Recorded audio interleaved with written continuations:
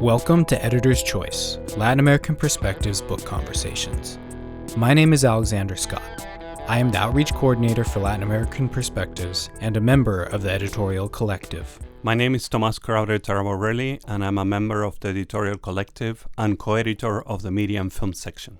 For today's episode, we are excited to be joined by Rodrigo Dorfman to discuss his new book, Generation Exile, The Lives I Leave Behind, published by Arte Público Press in 2023. Rodrigo is a Chilean-born, award-winning writer, filmmaker, multimedia producer, and the son of renowned Chilean author Ariel Dorfman.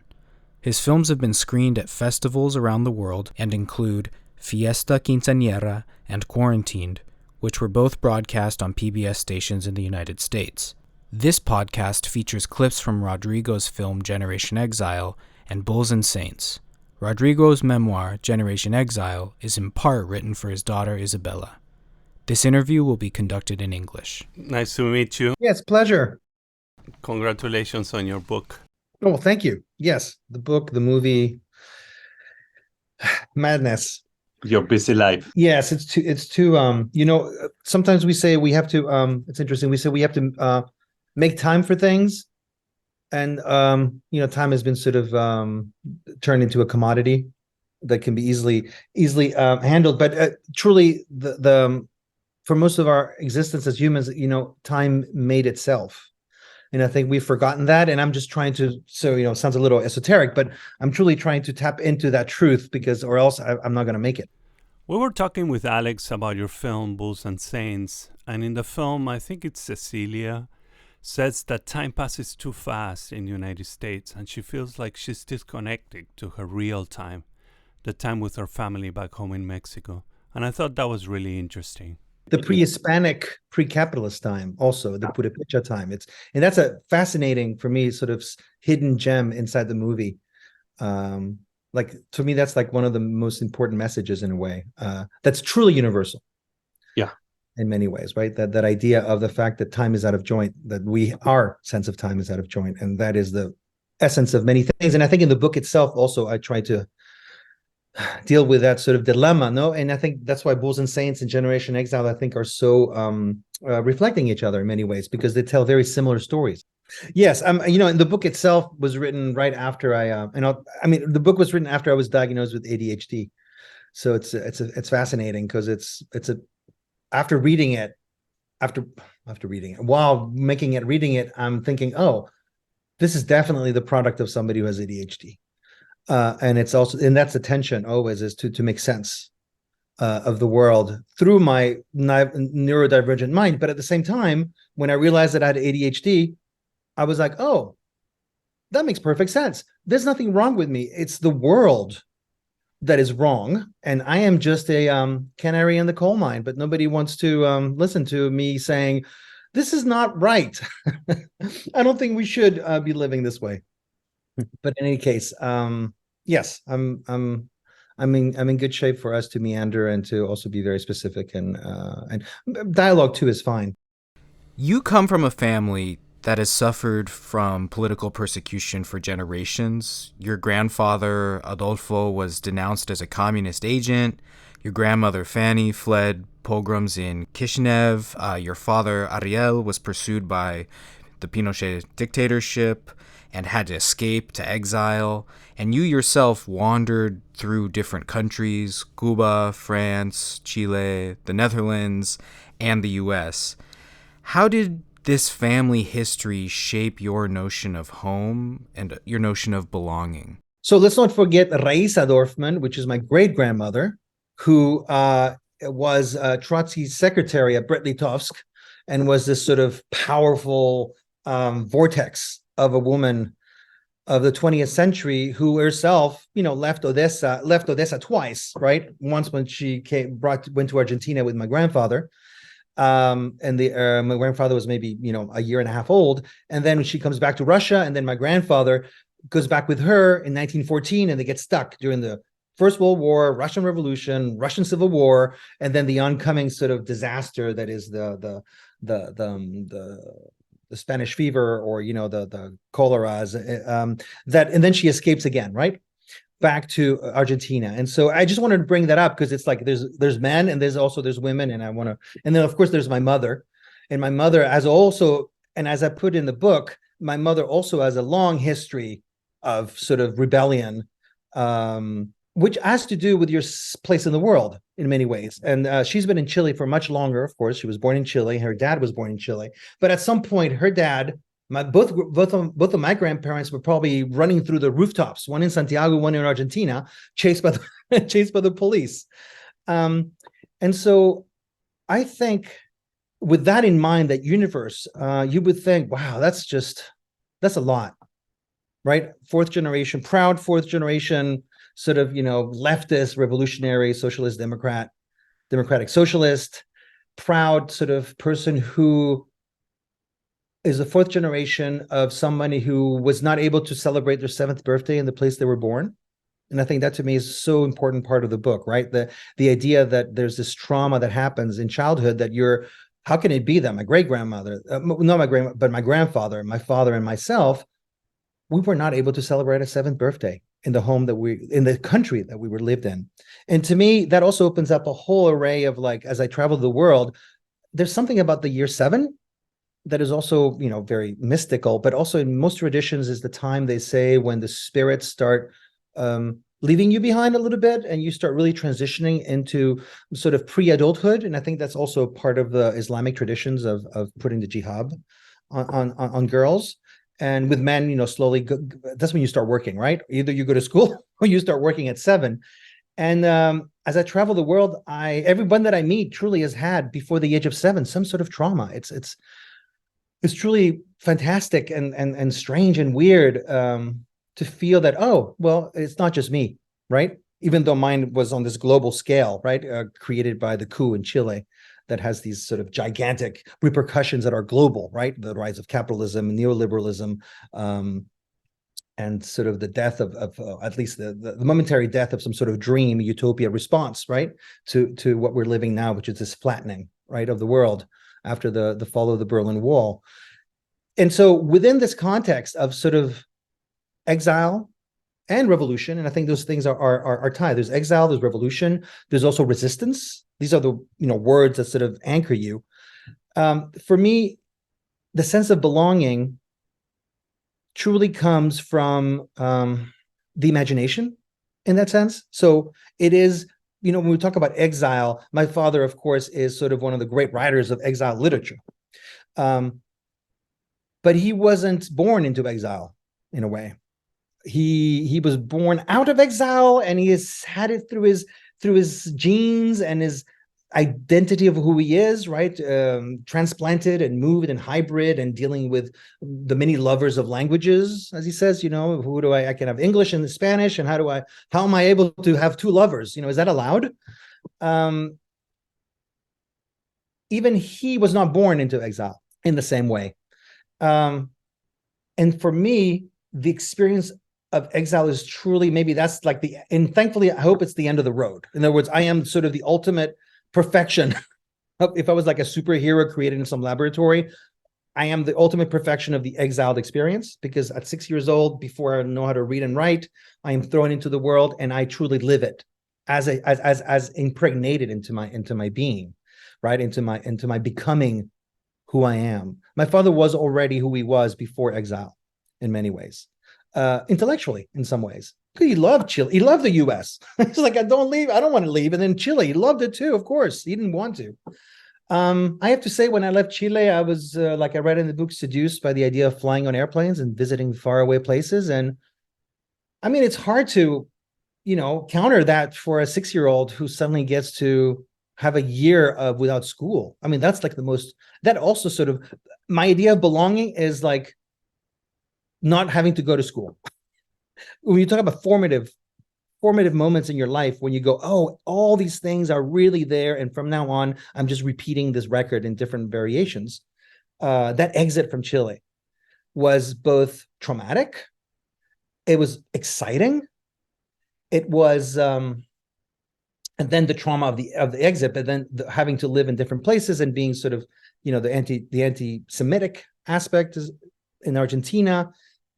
the anti-immigrant aspect in France. So the fact that you are in France and you're a migrant, and that allows me to then relate to folks in the South who have just come, who are also thrown into a system that doesn't allow for bilingualism. Now a bit more, but not back in the 70s. So this idea for me of these sort of, I would say sort of eruptions of emotion, it's very emotional, right? As a young kid, because you're absorbing everything like a sponge.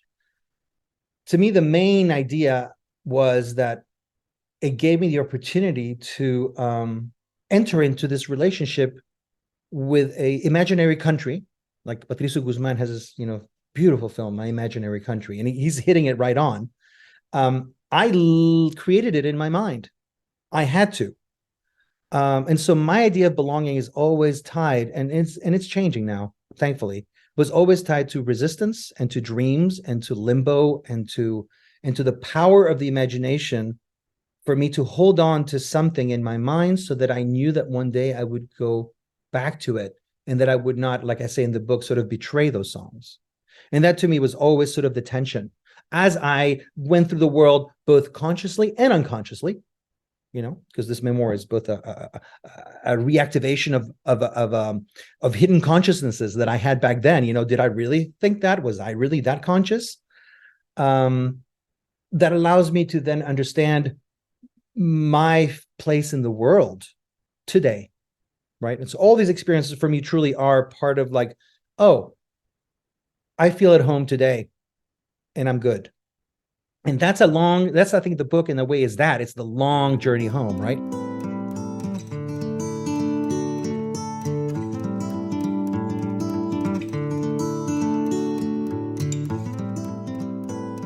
Querida Isabela, te escribo estas palabras en español con la esperanza que algún día sabrás leerlas.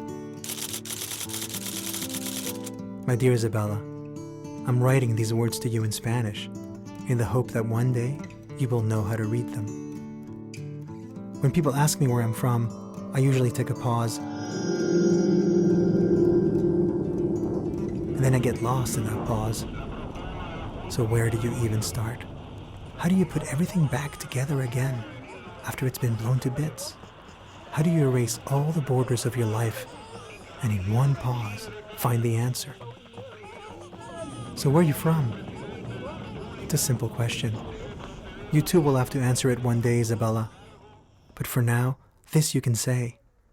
You are the first child in 4 generations of our family's history to reach the age of 7 without being exiled from the country they were born.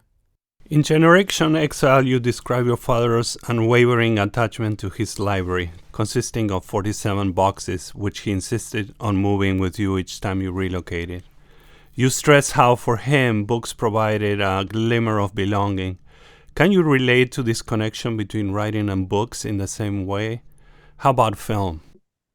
Of course, there's books everywhere, and I'm looking at my library, which I've kept through the years. And you know that when we didn't buy I think we bought our first bed when we came to the United States in 1983. We didn't have any furniture for 10 years. That was ours. I don't think we bought any furniture. It was all given to us by the Solidarity Movement, or we went out in the streets in Amsterdam. Every Wednesday, the Dutch put furniture in the streets and we went to get it. Why? Because just like in my film Bulls and Saints too, he says, like migrants, we live with a suitcase by the door, right? Why would you buy a bed if you're going to go back home? That makes no sense. And yet my father had these boxes, and also half of them I think were given to him by this woman Henriette, who helped me and took care of me in Paris and took me to the circus and to the movies, and we'll get back to the movies, and also had that we met in Yugoslavia of all places, and her husband had been a partisan fighter, and she gave like my father half her library of her husband, so now we were stuck with it, and of course he wasn't going to leave it behind. Because suddenly now he had like, oh, I got a big library now on top of some of the books. And so I think there's, of course, there's something like, it's almost like you see this, if the boat has sunk, it'd be like this raft with some of the books hanging, and that's all there is, this idea of the naufragio, right? Of the shipwreck that was the coup when you're ejected, right? And so to me, it was very ironic that books were the most important thing. And I respected that in many ways. I love books, of course. I read less and less these days. And so, but books are very important and they're very physical. And I like the physicality of them to the point where, yes, if you had all these boxes, maybe you could float on them. That would be nice. You could float on your books and they would actually serve a purpose other than just, intellectual pursuits and knowledge. They could save your life. For me, the idea of, living with a father who's a writer is very powerful too, that you see the typing, you hear the typing. I described one moment where he's like, when we're in the United States and he decides to stay and we're like, he's self-employed, we don't have status. He has a temporary visa, if the rumors of like, if you babysit, they will deport you, which happened. So there's like this slight terror within an idea of privilege still. And watching his sort of coming into the room and seeing his fingers just dried up because he didn't take care of them, sort of half cut and kind of bleeding with like, parche curitas on it, typing, and these hundreds of like crunched up papers, like I say, half a century, a cemetery of half starts, I think. And, visually that's very powerful. And so for me, the writing, the written word is important because I know that that's how you're supposed to do. I don't have any formal training in writing, but the training that I received is from working with my father on many plays and screenplays and writing for movie reviews and crónicas in general, but never sort of like, I'm going to write a book. I am a writer. I think my writing is very performative in a way. It feels like it could be, and I'm working on a one-man show. Actually, one of the things that I'm trying to work on is to do a one-man show of the book that I've been working on before I wrote the book. That was the initial impetus, was a performance piece. The idea of them being visual, and I think that's just my forte. That's how I consume the world. I see the world, and I feel very much at home in a world where the image has become the sort of the golden calf of our spirit in many ways, and for better or for worse. And so I feel very much at home in that way in the world of images with a strong classic background in literature and writing and books. Sort of, my generation, the Generation X or Exile, is the only one that straddles, I think, both millennia in a mature way. We're the only one that actually is the bridge that lives in both centuries fully. I was thinking the other day, and it's just sounds kind of like morbid, but I was thinking about, as my father gets older and older, and my mom and the parents, and I'm going, there's not much time left. I mean, I'm feeling time. And the reason I started about time is because I'm starting to feel it. And the book is also is that in order for me to feel time, I need to give myself the time. And so I stopped working for about 6 months and I knew I had some money. I mean, I'm self-employed. It's not easy. And I wrote this book in 6 months after I had done 20 years of notes and various writings. But I was thinking about the memories of my father and of just exile and what really sort of like really meant something to me. How could I translate them? And I thought of all the films we watched together. I was just thinking about what would be left. What is left? Like I say in the first chapter, when I tell my daughters or I invite the audience to think about themselves in this sort of situation of what do you leave behind? The lives you leave behind, it also is the stories you leave behind. And when I say leave behind, they're not lost because nothing is lost. So also there's another way of seeing the title, right? It's like what you leave behind to your daughter, to your children. What image of humanity do you leave behind? And I am thinking about that now much more intensely as I'm, I'm 56, getting kind of older, and I'm feeling it. And I'm like, I only have like maybe 7 movies that I really want to do well. And that's it. Se cerró, se terminó, close the store. That's really, really hard. And so the idea of movies really is something that has been sort of circling around me. And I have to say that, running through Paris in 1974 to go see the latest Akira Kurosawa film. Akira Kurosawa, it's like, come on, Rodrigo, we're going to see this, or 2001: Space Odyssey, which is a rerun of it, or more importantly, I think, the Battle of Chile, right? So watching in 1974 the first copy ever of the Battle of Chile that has been just smuggled out in a crowd of Chilean exiles with the secret police still there and the horrors barely, with concentration camps still open. And watching this Chile and watching the adults crying, that sort of like intense communal experience, for me, that really marked, I think, my understanding of, once again, belonging, of who I am, why I am, and what matters to me, my relationship to reality, which is about belonging. Like, what am I doing here? And belonging. So together, the longing is together. Watching the Battle of Chile, I think, for me, was like one of those moments in time that really sort of sealed something very deeply emotional in me, that said, oh, okay, this is powerful. This moment, this image, this compromiso that he did, the story of how it was smuggled, what it means to us watching it now from far away, my relationship to cinema and to art becoming now a relationship of distance, truly sort of anchored me, and all the work that was to come. And I was 7 years old. What did you learn from writing this memoir? What do you think your readers can learn from your traumatic experience of exile, political persecution, and migration? So, I would differentiate two types of learning experiences in the writing process. So I'd written before because I've written many screenplays. So I know what it's like writing with my father, but then I'm the one who really shapes it. And so I've spent plenty of time writing things that I've in depth and arc and necessitate months of that sort of like the loneliness of the writer, right? I think that's really interesting. I've always fascinated me. And it's very similar to the loneliness of the editor. And so a lot of my writing, and I hadn't done this type of writing, which is, wow, okay, I'm going to sit down, I'm going to write this, and I'm going to do it. And I know pretty much where I'm going, but not quite sure. And so I was applying a lot of techniques in editing that I do. So I spend a lot of time in the dark editing movies. And I think there's a direct relationship to the point that in artificial intelligence, they're now selling the point that all you have to do is you have an interview and you can you can just put the text that they say and it edits it for you. This is crazy new way of relating to the image, which I don't particularly find interesting and sounds kind of boring. And if that's your cup of tea, great. I'm much more in the chaos. I don't want to do a transcript. I don't work with transcripts. I work with you make it as you go. I don't believe in representation. I believe in what you call figuration, right? That movement in both art and in storytelling that allows you to say nothing is fixed. There are no representations. There is no mirroring. Everything that you create is a process of creation itself, and that's part of the art of putting something on the page, right? So some people work out of like very, very stringent notes and guidelines, long, treatments. And for me, I had a lot, but they were all pieces because the book itself was a means to make sense of things.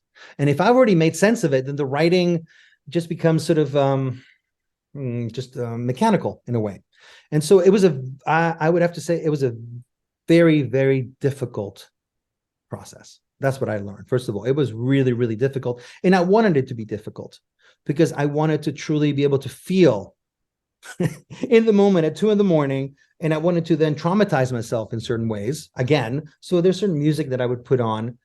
That poem that I wrote in the middle, which is about the imaginary return, in which, of course, I do the trope of imagining what it would be like to have someone filming, or maybe I'm the one who's filming somebody who returns, and I've seen it a million times, the classic image of El Retornado. I wrote that, it took me from maybe 10 p.m. to 4 a.m.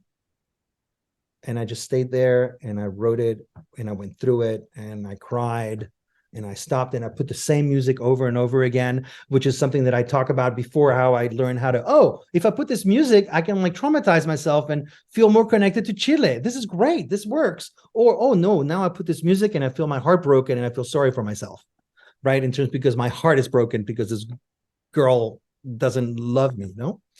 And so the learning part was how hard it is, but also how plastic it is, how it was easy to integrate my knowledge of editing. Sometimes in editing, I start in the back and I go like this. I go backwards and forwards at the same time. And you can do that in writing. You can. I discovered that English is my third language.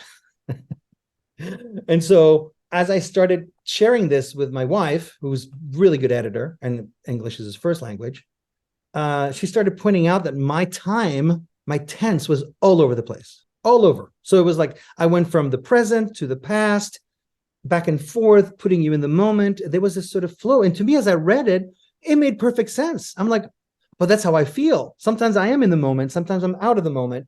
And I'm perpetually changing. You know how they say that in literature you can change the in order to create a character, you write in a certain way, so you change your style inside to style is character. For me, style was time traveling. It's the many characters that I have, and so I was changing my tense without even knowing it. It felt really good, and so what I had to learn was, okay, fine. When the editor starts coming in, they tell me you can't do this, and I'm like, well, I speak 5 languages, and so who are you to tell me that I can't do anything? When you speak 5 languages, we can talk about it. Of course, I wouldn't say that to the editor. That's what I thought. And so I had to really learn how to accommodate certain things and see and allow the writing process to go. And I love the idea of the draft and the draft. That's where the sweet spot is. It's really beautiful. But truly learning how to sort of go, okay, I understand. Not everybody wants to publish my book. So I will happily understand what you mean by that. So that was a really interesting experience, having to recognize your own sort of chaotic madness that makes perfect sense, and I'm very rational. To me, it makes sense. And I'm like, what do you mean you don't understand? You know where I am. And I just realized that people's brains are so different that truly, if they're not given a certain line, when there's a break, they fall into an abyss. They're not able to jump. It's an interesting understanding of, I guess, avant-garde literature, maybe what do you want to call it, or just regular. And these are folks that I respect very much. So I'm like, okay, no, I want to write something that's understandable, and I don't want people to stop. Right? You don't want people to get out of the story. And so that's what I learned. The most interesting part was, how do I give you the most, and the same thing with the movie, how do I give you that sense of being suspended without you being suspended and lost? That's the great tension of anything, right? How do you write a story about an idiot without your literature being idiotic? How do you create fragmentation without going right to the edge of fragmentation in the language, so that you can feel a little bit how complicated it is to be destroyed and not destroyed, to be fractured and a million pieces floating like a disco ball and perpetually remaking yourself without you losing the interest because of how the brain is. That was really interesting. That was fascinating to see how supposedly normal people think. I was like, oh, all right, I don't mind. I'll write for you all. If I was just writing for 5 million people with ADHD, I'm sure they'd be cool. But unfortunately, the world doesn't quite work that way. Neurodivergent people are just going to have to adapt, and that's part of the tension. And I'm fine. Tensions, limits are what makes great art. So I'm all for it. Con ustedes se leerá a continuación la proclama de la Junta Militar de Gobierno. Santiago, 11 de septiembre de 1973. Las Fuerzas Armadas y Carabineros de Chile declaran, primero, que el señor Presidente de la República debe proceder a la inmediata entrega de su alto cargo a las Fuerzas Armadas y Carabineros de Chile. Segundo, que las Fuerzas Armadas y el Cuerpo de Carabineros de Chile están unidos para iniciar la histórica y responsable misión de luchar por la liberación de la patria del yugo marxista y la restauración del orden y de la institucionalidad. Firmado Augusto Pinochet Ugarte, General de Ejército, Comandante en Jefe del Ejército. Toribio Merino Castro, Almirante, Comandante en Jefe de la Armada. Gustavo Lee Guzmán, General del Aire, Comandante en Jefe de la Fuerza Aérea de Chile. Y César Mendoza Durán, Director General de Carabineros de Chile. As we've kind of alluded to and talked about briefly, I kind of want to jump more into the issue of Chile and the coup itself. So the specter of the coup against Salvador Allende looms large throughout the text, as demonstrated by the chapter titled In the Garden of Socialist Delights, Chile 1973. emphasizing the culmination of over 50 years of revolutionary consciousness passed down through generations. As we commemorate the 50th anniversary of Pinochet's coup this year, what do you believe the younger generation in Chile and across the world remember about Allende and the coup? And furthermore, do you think that the spirit of revolutionary consciousness is still being effectively transmitted in the present day? So that's the key word, right? Transmitted, cultural transmission. I'm fascinated by cultural transmission also as an ethnographer and a folklorist who spends a lot of the time in North Carolina and the South, traveling through and telling stories of old traditional artists who are struggling to pass on traditions in the 21st century, confronted by precisely our change of what time is and new technologies. Suddenly you play a fiddle, and trust me, I'm going somewhere with this because it's exactly the same issue that is facing, I think, the youth today and across the globe. So it's not just Chile. This is an issue of collective memory that is being dealt across the globe, from Morocco, where I spent a lot of time filming, to Chile, to Mexico, to here. Is that you used to play a fiddle tune, and let's say the fiddle tune is your ideals, your revolutionary consciousness, your utopian feeling of like, oh, there is a possibility of something different, right? It's something new. And you play this fiddle and you want to learn it from this master. Well, he's not going to show you how to do it. You're going to have to live it. You're going to have to experience it. You're going to have to go there, sit there, help him go milk the cow. You're going to drive over the mountain range, and it's going to take you months and months and months. And when you finally able to play that music for yourself as a fiddler, it'll be yours. It'll be individual, part of a long tradition. So it's individualism within this sort of line of hands holding each other. So this communal understanding of the musical forms. And you've earned it.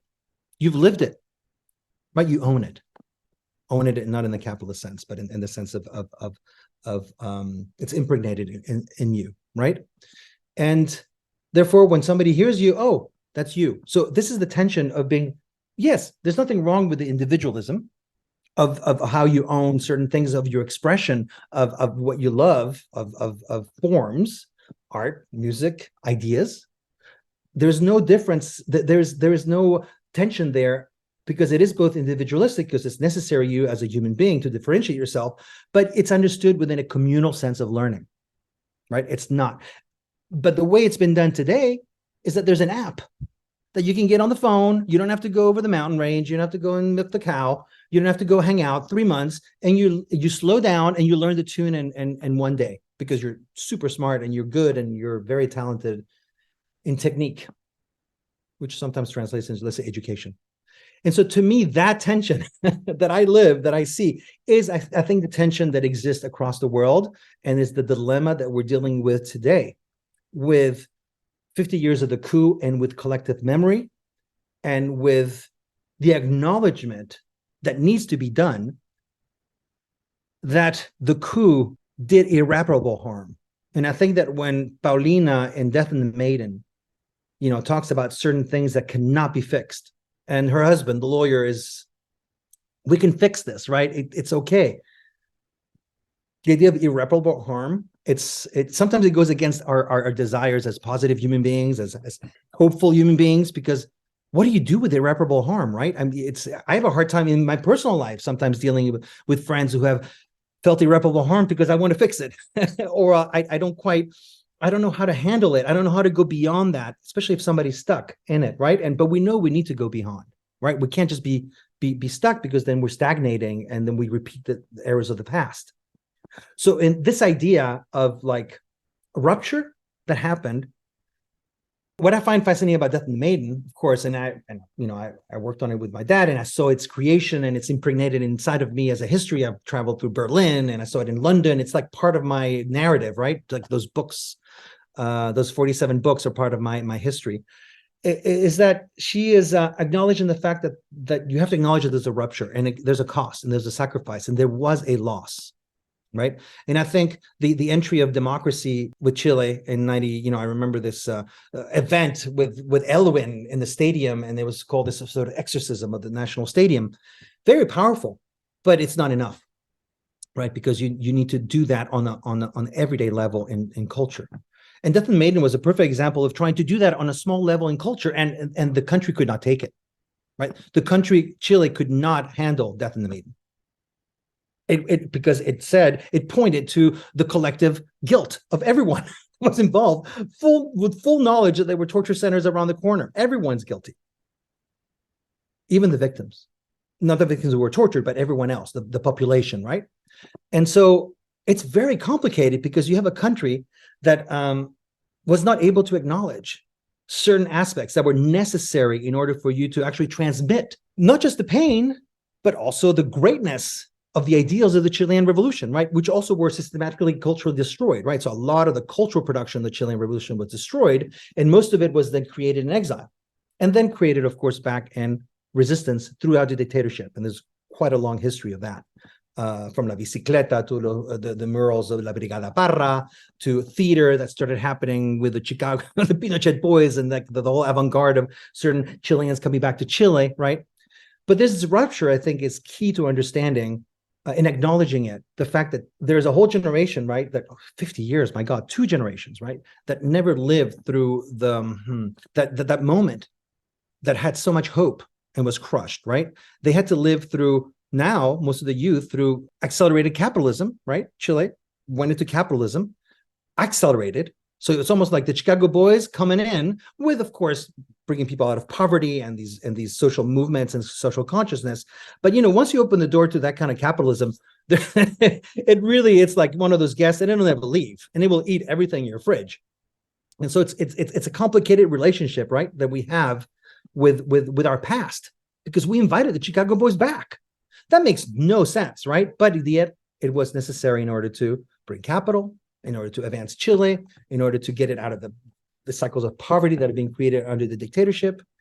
And so for me, the great, and I'm watching this from a distance, right? From a distance, having been in Chile in 83, in 85, 87, having come back in 1990, I've experienced this transition to democracy that both myself and my father and the family, we decided that we didn't fit in Chile anymore.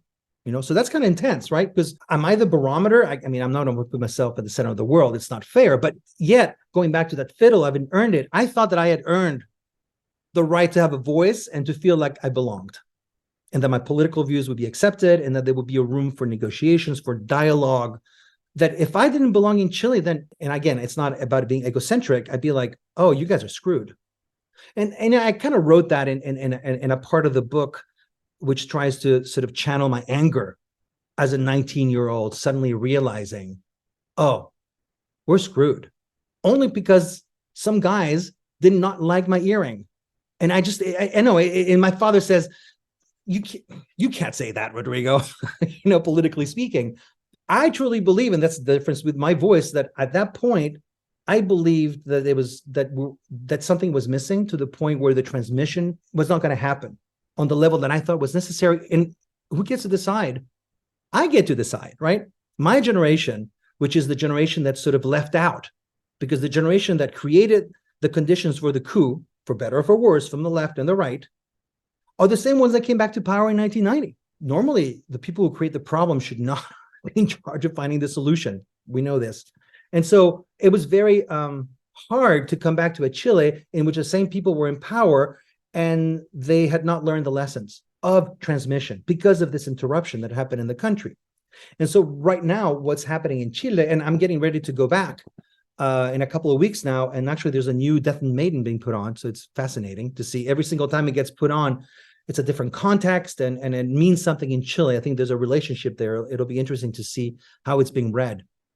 And I haven't been there in 6 years, huh? So that's like one of the longest times I haven't been in Chile. And so the pandemic was in the middle of that time. It was hard. And usually I go there every 2-3 years. And I've made a few films there. Occupy the Imagination is one of the films that I made, centered on the Chilean Revolution and how to read Donald Duck and the history of Chile since the coup. What I find fascinating is, this is what happens when people say, you know what, which is what I said. Hang it up. Oh, you know what? The Pinochet boys were right. Screw the political parties. They're all corrupt. all corrupt, which is problematic, right? So both the right and the left, and suddenly you're conflating this language, which is the Trump-like language of like, oh, forget institutions. And you forget that when you do this kind of thing, fascism comes in. It loves chaos. Fascism loves chaos because it puts order so quickly. The problem with that is that right now, Pinochet, I think to me, I would put it in these very specific terms. To me, in terms of the transmission, is we're not the only ones who are transmitting. My worry is that Pinochet now has a fan base. He's become a meme. He has become this sort of, he truly now has gone from this spirit incarnate to then, oh, maybe we did exorcise him, right? Going back to that moment of exorcism of Pinochet, and Death and Maiden being sort of an active element of the exorcism. I think we didn't exorcise him. And I can see now more and more Pinochet being sort of this like Gucci type of character, this stylized, let's throw people off airplanes, helicopters, the glasses, the whole fascist chic. And then you go, oh, they're transmitting very nicely that culture, right? And so then the question is, how are we then countering that? And then it takes us back to the main el reto, which is you don't burn things, you don't censor things, you don't cancel people, you create better culture. And better culture means that it's directly related to people's lives. And the problem with Chile right now is that there's such a dysfunction, right, in the ways in which culture is being delivered and interrupted because of the means of production, of capital, and who owns it and who has it and who controls it, that my fear is that it's the cult of Pinochet as an aesthetic seems very, very, very seductive. And Allende and the broken glasses, if these are the two images that we have, right? We got both glasses, right? One with dark glasses sitting like this, and Allende's broken glasses after, of course, we know that he killed himself. His words are so beautiful, so heartbreaking, so el sonido metálico de mi voz. I mean, the metallic sound of my voice. Wow, but what a legacy of the words and the courage. It's just not enough. I don't think it's enough to put it in very sort of in terms that are kind of crass a little bit, right? I'm looking at the glasses. And that's the only way that I can answer in my mind something as large as you're telling me about the legacy of revolution and resistance, right? Is I look at aesthetics, I look at ways stories are told, and I feel like Pinochet is very much alive, and I don't know how we counter that. And when I go to Chile, I will be watching very carefully and listening. But to tell you the truth, being a Chilean and watching Chile is like a freaking roller coaster. It's really intense. While there's been a decentralization of culture in a way because of the technologies, and Chile is not different than the rest of the world in terms of mediated culture and the possibility of like democratization of culture. There's been an incredible, I would say in the documentary world specifically, Chile is one of the great, I think, creators of documentaries in Latin America, and that's healthy. So to get away a little bit from the sunglasses and Pinochet as a vampire or whatever, I think there is a healthy indicator that there's something going on that's not interrupted. All the way from my uncle, Nacho Agüero, who did Nunca Olvidar, that vertiente of documentary filmmaking engaging with the world in Teleanálisis, which was a fascinating experience for me in Chile, working with an underground news agency, that is very strong and exists today. It's just that it's not, it's hidden in many ways. It's complicated. And so being far away from it, that's as far as I can talk, which is, I think the spirit of Chile will always be there. It's just that it takes a long time. And sometimes it takes a long time to grow back things. And we're running out of time sometimes, or we're impatient. And I think that's also back to the fiddle. How do we transmit something which was 50 years in the making? And I think that's why that's the really important thing to think about. It took 50 years of class consciousness to create the Chilean Revolution. So, how can we ask any less from our political historical processes, from a youth that also has now been sort of disjointed from these understandings that are so 20th century? In myself, my book is about that. I mean, I just want to liberate myself from these terms. Class, communism, Marxism, fascism, capitalism. It's just, I'm so sick and tired of being imprisoned by 20th century concepts. The honorable man does not collect his debts of honor in money, at so much per slap. We can no longer be a nation of fluttering leaves, spending our lives in the air, our treetop crowned in flowers, humming or creaking, caressed by the caprices of sunlight or thrashed and felled by tempests. The trees must form ranks to block the 7-league giant. It is the hour of reckoning and of marching in unison, and we must move in lines as compact as the veins of silver that lie at the roots of the Andes. Our America, Jose Marti, 1892. You're listening to Editor's Choice, Latin American Perspectives Book Conversations. Today we are discussing Rodrigo Dorfman's new book, Generation Exile. What are your sentiments about living and working in what Jose Marti famously referred to as the belly of the monster? I know the monster, he wrote, because I have lived in its lair, and my sling is that of David. How have you managed to carve out space for activism and solidarity in this context? I love the belly of the monster, in a way. You have to love it. I have to appreciate it for what it is, for what it gives me, for the limits that it imposes on me, for the way it feeds me. Back when Jose Marti spoke of that, there was the possibility of an outside. And even then, the trade of slavery and imperialism and colonialism that was so global makes his sentence not quite exact and precise, right? Even then, there was no outside. But I think there was enough of a promise, of a possibility, right? And this is what we're talking about the end of the utopias and the flattening of the horizon, as people talk about it after the fall of the Berlin Wall, the end of the possibility of the limits of the imagination. You can't even imagine. If you can't imagine another world, certainly nothing will change, right?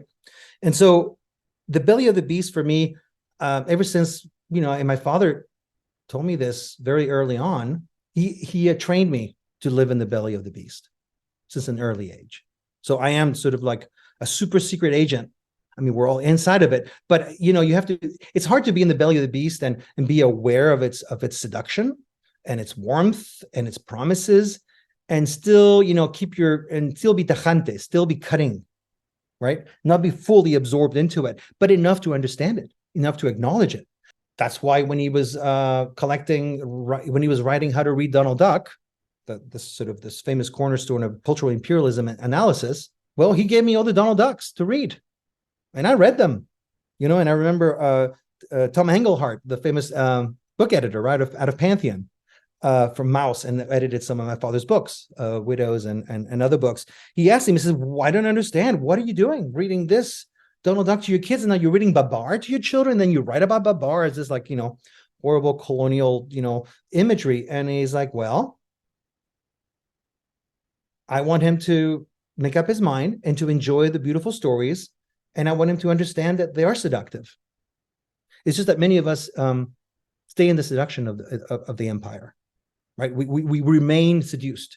And to me, the tension is, and this is why one of my mid-career films is called Occupy the Imagination, Tales of Seduction and Resistance, because the way I see my relationship with the beast, and now the global beast, where it used to be, oh yeah, that was the America, you're in the beast, and in Chile you're not.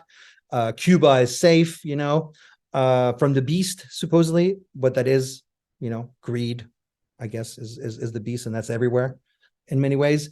You get a sort of seduced by it, you get trained, you enjoy it, and then you're aware of it. You're aware of that tension, and then you know it.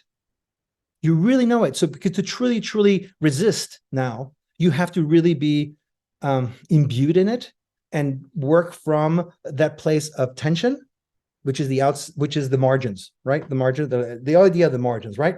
And to me, that's what happened in Chile. Is that what happened in the change of democracy, and I think that movement is the same. Suddenly, Chile became the belly of the beast. Maybe that's the way to put it. For me, was that, oh, here I am. I'm in exile. I know everybody in government, but I'm on the outside, and I'm immediately drawn to the punks, the transexuales, La Llevo del Apocalipsis, El Ramón Grifero, El Teatro Cinema Utopia, the punks, the Pinochet boys. That's the world, because that was the world of resistance. One of the worlds of resistance to the Pinochet dictatorship. The other one is like the more overtly political. And what happens when suddenly the margins become the center? Well, Do you stay in the margins? What do you do? How do you incorporate yourself into the center? And those who don't, well, they're going to get destroyed because suddenly it's a democracy. So what are you complaining about? Everything's fine, right? It's not the same tension. But to me, I think there's always a tension. It's just that it gets smoothed out, and we sort of tend to it's not as sharp and visible, that tension, as it is in extreme living under the dictatorship. Certainly is much more intense than living under democracy. There is no doubt. And yet, not if you're gay, not if you're a member of the LGBTQ community in Santiago, in Chile, you've always been screwed. Didn't matter who was in power, right? And so suddenly your ideas of of differentiation, if you expand your understanding, allow you to then go, okay, no, actually it's there. There is a there. It's not as smooth and as we think it is, or it's not as hidden as we think it is. And so for me, being in the US was thrilling, exciting. I chose finally to be here, and this is the power of it, right? I chose to finally end my exile and live in the United States of America. And for me, that is the biggest choice, right? Is to say, I left Chile forced and therefore was a victim. And yeah, I was. And then I fought all my life not to be a victim. And I went up in the belly of the beast. So that's where we were headed, to the belly of the beast. And now being in here, I chose to stay here. Rumi says, the great mystic says, you're not really, it's easy to be comfortable in heaven. Try to be comfortable in hell. Now, this is not hell. It's nice. It's okay. I can live well. I have food in the fridge. But if we go to one of the thoughts and ideas of one of the characters in Bulls and Saints, which is this woman who has these pre-Hispanic, pre-capitalist notions of well-being, and she wants to go home because she wants to follow that well-being. If you believe in that, it's not comfortable at all. Every single day of living in the beast is a constant battle not to be angry and talk about the African-American communities and the Latino communities and the excluded and all these people that say, why are you so angry? I mean, they're really angry. And I'm not, I'm part of a fairly privileged place, but I have my anger and I have to check my anger all the time. Living in the belly of the beast means that I acknowledge my privilege, and it allows me then to open doors, not in a way that's exploitative, that tries not to reproduce the exploitative nature of capitalism, colonialism, with my fellow Latinos who are less privileged than me. For decade, I was the one who went through the world with a suitcase, and now finally I'm the one sitting, looking out the window, watching others with suitcases, and I'm able to then say, okay, I was now given this opportunity. This is why I stayed in the South, especially in America, is so that I could bring all my knowledge, all my love, all my ideals of the Chilean Revolution, speaking of transmission, right, of how this is transmitted and remains alive within me, within us, these ideals to a new sort of notion of Latin America and the South, with all these migrants and all these countries coming together, with all these needs, and to say, okay, here I am. I have this knowledge of what it means to not have a home in many ways, even though I'm making one. I don't think I'll ever have a home. I think I will be perpetually making a home. I don't think I will have one, but it's fine because we come through the world and then we're gone anyway. So we're making things. There's no eternity. It allows me to then belong that way, not through, I own a home, but through the act of communally making something together.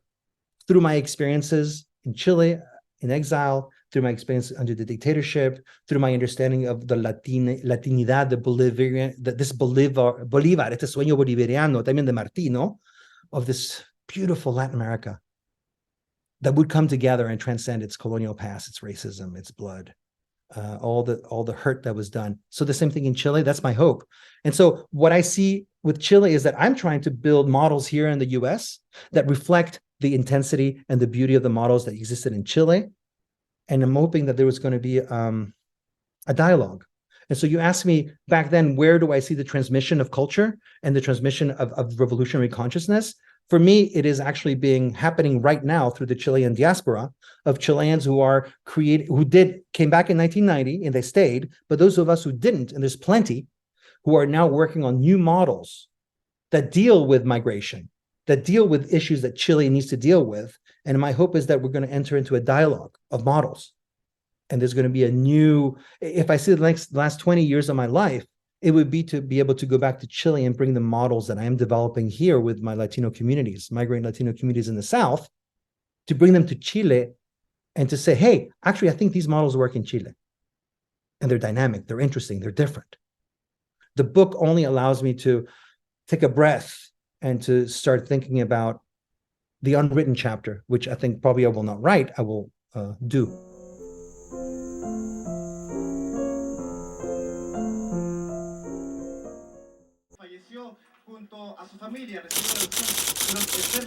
My dear Isabella, I would never want to call the death of anyone a miracle, but that's exactly what happened the day after your magical birthday. Pinochet just died. Your grandfather is speechless. So I went down to the streets to see the proof that our curse had been lifted with the death of a tyrant.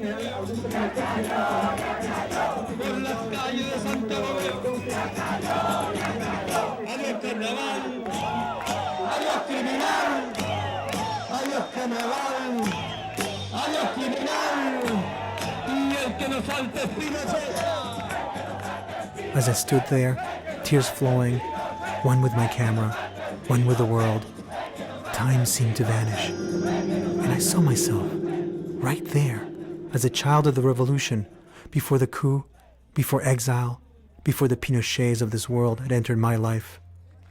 It was you, Isabella. It was me. It was paradise.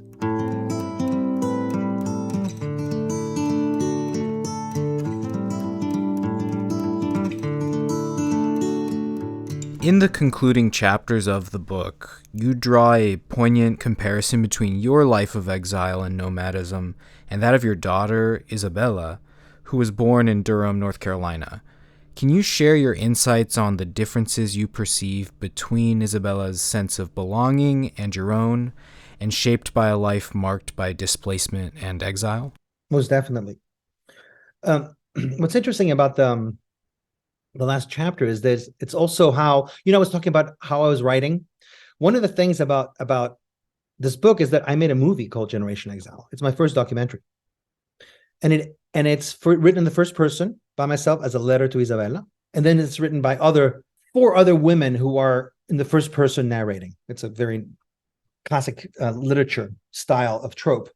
And the movie ends with that letter, and I wanted to end the book. I didn't start the book that way, but she's there, they're there as these present beings that are the ones that any migrant, and that's what makes me no different than a undocumented Mexican friends of mine, is that the moment they had children, that was it. The kids are born, very few will drag them across the world. Most of the time, this is it. You have your child, and where your child is born is where you belong. And it's interesting because it allows you to get out of your trauma, to say, well, no, where I was born is where I belong. And you're like, well, no, where my child is born is where I belong, because that is my responsibility. Because I don't want my child to grow up feeling like her father is not fully realized, that her father doesn't feel at home. Because if I don't feel at home, then she won't feel at home. And I try my darnest, my hardest, to keep her away from, what I said is like, I'll do everything possible so that she stays in the city that she was born. I was like, yeah, I'm not moving. Like, I want her to reach the age of 7 and break the cycle. And she did, right? And Carolina then follows a few years later, and she does too. And so suddenly, what do you do with, it's like in music composition, it's like all moments that come together. And then you're like, oh, what do you do with that moment? That's so intense, right? That moment, just how do you follow a moment like that? How do you follow a moment in which your daughter has just broken this curse that we just talked about in the beginning? You didn't call it a curse. I called it a curse because I'm being, dramatic about it. But it is kind of a curse. And I believe in curses, and I believe in destiny, and I believe in these big energies that sometimes are bigger than us, because that's the only way I can make sense of the world, or else I would go crazy. It gives me a little respite, to use those words. And so for me, how do I go from there? And what I found is that, you can only, and this is what I say in that chapter where I'm holding her and she's crying and I'm suddenly realizing, oh, she has colic and there's nothing I can do. Nothing I can do. Nothing I can do with her other than just hold her tight, and I can't fix it.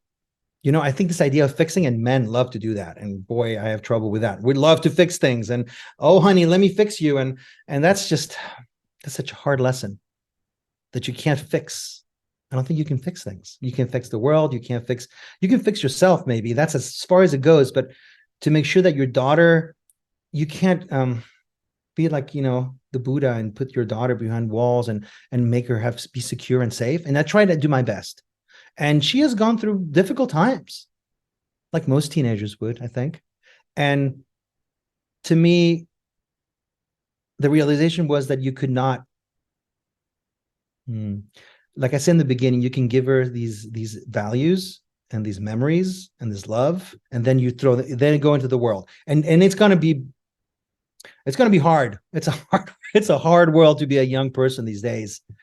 But to me, the what I leave behind for her, right, is like, she's bilingual and she loves Chile, even though she's in Maine right now, living with a boyfriend, very far from it. But she loves Chile. She loves nature. She understands who she is.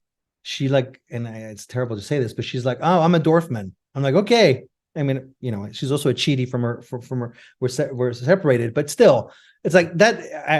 I gotta have some guilty pleasures as a father to say, yeah, she's my daughter through and through. And the beauty of it, I have to say, is to be able to watch the first generation born in the U.S., so fifth generation, and a woman too, because there's been men. So great grandmother Raisa, and then Isabella, and she's so smart too, so smart. And to see her finding a way to belong in a way that is really totally different than the narrative I have built before. So that's what I mean about the book. It's like, I don't want to, like in The Belly of the Beast, I don't want to fall in love with, I cannot fall in love with the beast. It can't. It has, that one I can't. That one won't go there. I'll fall in love with my ideas and the beauty of the world, but not with the beast. And I can't fall in love either with my understanding of what the fact that if I lived a crazy life, I want her to live a peaceful life. That I can't fall in love with those ideas, right?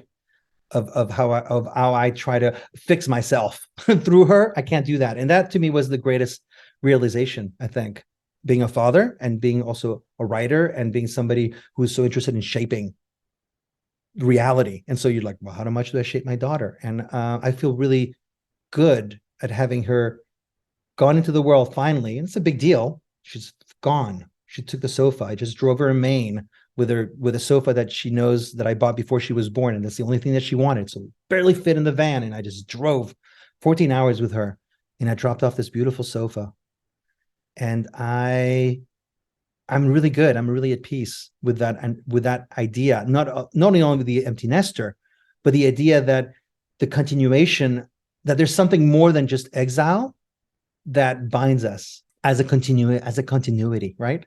And so I'm able to look into the future, into her, and see, oh, she's the one who actually freed me, right?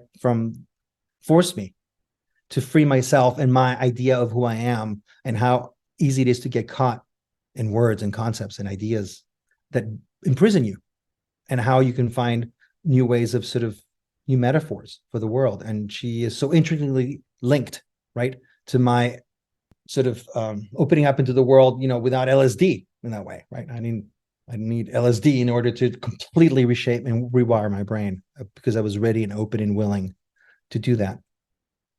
So that's a very powerful, ode. And I would hope that she would have the same strong relationship with me that I have with my father, which is a very deep relationship of experience, of loss, and of adventure, and of intellectual positioning, right? I'm like, oh, he's, I've always lived with,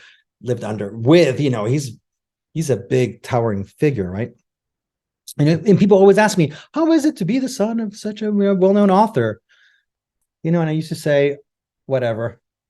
I'm saying, well, we're different. We're in different universes, in many ways. but it is related to my daughter, right? Because he's my father, right? And the way I see her now, I can see how he sees me, and the way I see him, and there's just like this flow of energy, right, that is left after we die. And I'm slowly feeling the unbearable lightness of being, I have to say. I hate to be trite, but it is this unbearable lightness of being. I'm really feeling it. After all these years, I read that book, like, who knows how long ago, and I'm like, oh, that's what it feels like. It's nice to grow old enough to be able to reflect on something you read 30 years ago and be able to go, oh, I know what you mean.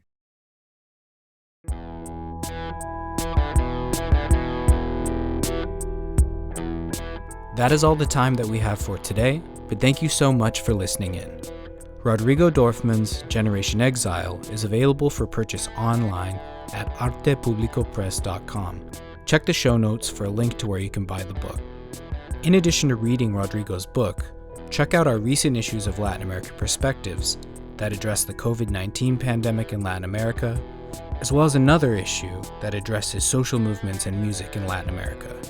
You can find links to LAP articles and issues in the show notes. To receive updates from our journal about new issues, articles, and podcasts, please be sure to follow us on Facebook, Instagram, and Twitter. And don't forget to subscribe and rate our podcast on Spotify, Apple Podcasts, YouTube, or your preferred podcast listening app. Hasta la próxima.